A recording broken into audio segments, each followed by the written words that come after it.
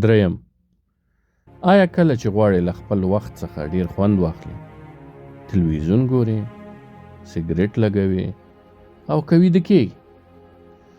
آیا له سختۍ څخه د تېښتې او د آرامۍ د لاسته راوړلو لپاره له دې څخه نورې ښې او مثبتې لارې هم په پام کې لرې؟ آیا په داسې بېلابېلو انګېرنو اخته یاست چې پر ژوند مو یې اغېزه کړې وي؟ آیا په ژوند کې مو داسې څه شته چې غواړئ ښه توب ورکړئ؟ د بریالیتوب یو تعریف دا دی: داسې ژوند وکړئ چې په ډېره اسانۍ سره ترې خوند واخلئ، له کړاو سره کم مخ شئ، او تل داسې کار وکړئ چې د شاوخوا وګړي هم ستاسو له کار څخه خوند واخلي. دې تعریف ته په کتو سره تر کومه بریده بریالي یاست؟